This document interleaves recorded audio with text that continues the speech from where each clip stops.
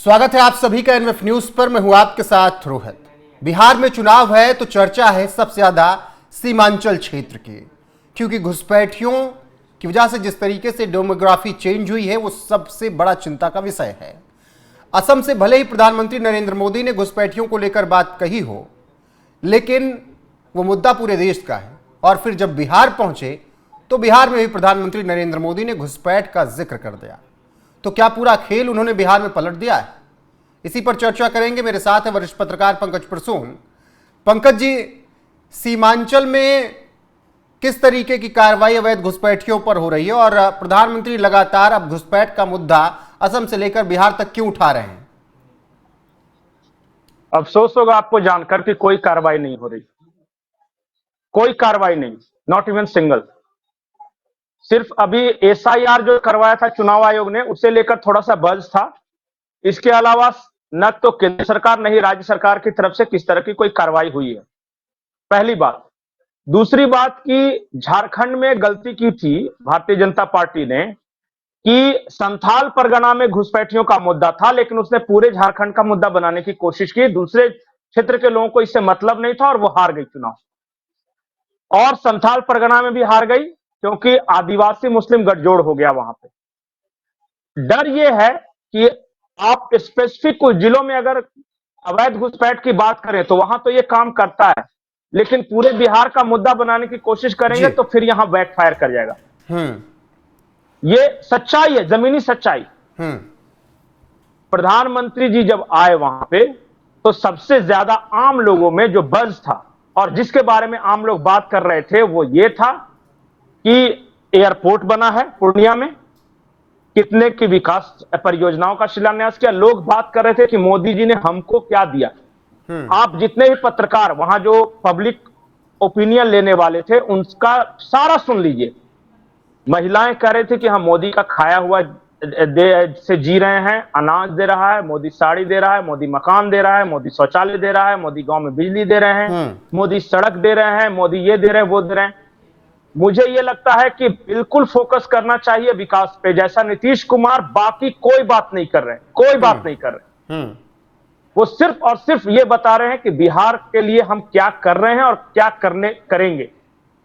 और आपको यकीन नहीं होगा कि आज से 1.5-2 महीना पहले नीतीश कुमार को जिसने राइट ऑफ कर दिया था, आज Nitish is back on fire. ये जो अवैध घुसपैठ का जो मुद्दा है जिसके बारे में आप चर्चा कर रहे हैं, ये सिर्फ 6 जिले हैं जो सीमांचल के, वहां पे ये मुद्दा हो सकता है। किशनगंज में मुद्दा हो सकता है, कटिहार में मुद्दा हो सकता है, कुछ हद तक पूर्णिया में मुद्दा हो सकता है जी। तो ये जो सुपौल वगैरह में है। लेकिन एक बात जान जाइए कि बिहार का समाज जो है वो हिंदू बन के नहीं सोचता, वो अपनी जाति बन के सोचता है। यादव के बारे में सोच रहा है, ब्राह्मण के बारे में सोच रहा है, किशनगंज, कटिहार, अररिया, पूर्णिया, ये जो जनसंख्या बढ़ी है अवैध रूप से, इस जनसंख्या पर नियंत्रण रखना, इनकी जांच करना भी तो जिम्मेदारी है ना। अगर उस मुद्दे को छोड़ देंगे तो कल परेशानी और बढ़ जाएगी। अभी 6 जिलों का मामला है, कल बाकियों जिलों के लिए समस्या होगी। देखिए, जांच करने से किसने रोका तो है नहीं। 22 साल से आप ही की सरकार है बिहार में भी और 12 साल से केंद्र में भी। तो यहां पे आप किसको दोष दीजिएगा बताइए। मान लिया कि अगर आप बंगाल में जाते हैं तब तो ममता बनर्जी को आप बोल भी देते हैं, लेकिन बिहार में क्या कीजिएगा। इसलिए मैं कह रहा हूं बिहार में तो अंत में लोग पूछेंगे ना कि ठीक है घुसपैठिए हैं, मैं मान लेता हूं, आ रहे हैं। दरभंगा मॉड्यूल है टेरर का, मधुबनी मॉड्यूल भी टेरर का है, लेकिन आप ही तो सरकार में है ना माई, और 1-2 दिन से तो है नहीं जी। बिल्कुल, तो 2.5 दशक से तो बिहार में है आप। 12 साल से यहां है, केंद्र में है। तो ये मुद्दा सिर्फ 3-4 जिलों में जहां पे ज्यादा परेशानी है वहां चलेगा।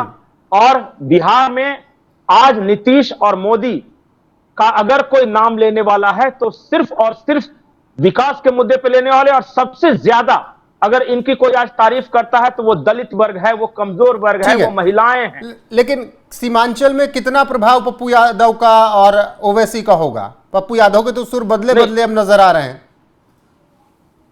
नहीं, पप्पू यादव को बहुत दिनों बाद किसी ने इतना सम्मान दिया है, मैं झूठ नहीं बोलूंगा। बहुत दिनों बाद देखा कि किसी बड़े नेता के, बड़ी पार्टी के मंच पे ये हैं और इनको भी बोलने का भी मौका दिया गया।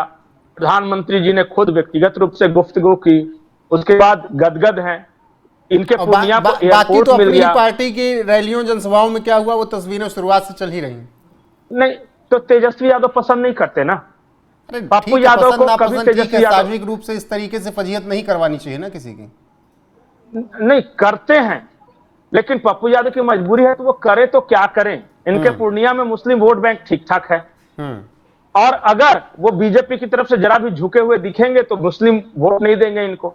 तो इस वजह से बेचारे का फजीहत हो, गाड़ी से धक्का दे, ओवैसी गांधी मैदान में स्टेज पे जगह नहीं दे। ओवैसी पिछले चुनाव में फैक्टर थे, इस बार भी मैं ये नहीं कह रहा हूं कि वो फैक्टर नहीं है, लेकिन वो वाला माहौल पिछले वाला मुझे पर्सनली नहीं दिख रहा है। हाँ, 6 जीते थे, 1-2 जीत जाएं, 3 जीत जाएं, ये अलग बात है। लेकिन इस बार थोड़ा सा तेजस्वी और कांग्रेस सतर्क है। पिछली बार तो झटके में मिस्टेक हो गया। क्या हो गया कि इनको लग रहा था कि वो मुस्लिम बहुल सीट है तो ऑटोमेटिकली मेरे पास आएगा, लेकिन वहां के मुसलमान इन दोनों से नाराज होकर, कांग्रेस और इनसे नाराज होकर दे दिया ओवैसी को। इस बार ये सावधान है, इसलिए राहुल गांधी की यात्रा जो है ना उन इलाकों में करवाई गई है, ताकि मुसलमानों को मैसेज दिया जा सके कि बीजेपी के अगेंस्ट हम ही हैं, तो इधर उधर मत वोटर जाना। अधिकार यात्रा से काम नहीं बन पाया तो बिहार अधिकार यात्रा इसीलिए निकल रही है। नहीं, वो अलग मुद्दा है। वो है तेजस्वी यादव की पार्टी और कांग्रेस में आपसी जो टशन चल रहा है ना, उसके चलते वो कांग्रेस जो है वो कह रही है कि सीमांचल की मुस्लिम बहुल सीटें हमें दे दो, और तेजस्वी कह रहे हैं कि मुस्लिम बहुल सीटें तुम्हें दे देंगे जीतने के लिए, और जो मुश्किल सीटें हैं वो हमें मिल जाएगा। ऐसे नहीं होगा।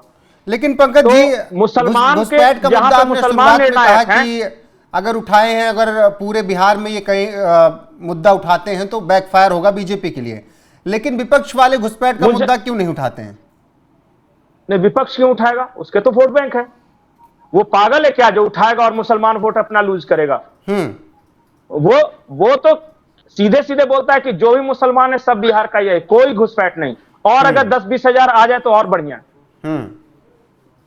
वो एसआईआर का विरोध ही मुसलमानों को टारगेट करके किया गया था। मुसलमानों के मन में यह खौफ पैदा किया गया था कि जो एसआईआर है ना, वो तुम लोग का जो आए हो ना बांग्लादेशी रोहिंग्या, तुम्हारा नाम वोटर लिस्ट से हटेगा। तो इसलिए तो ये लोग आंदोलन करने उतरे थे।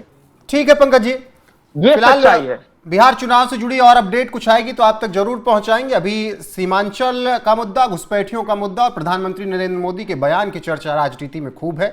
बने रहिए हमारे साथ लगातार। नमस्कार।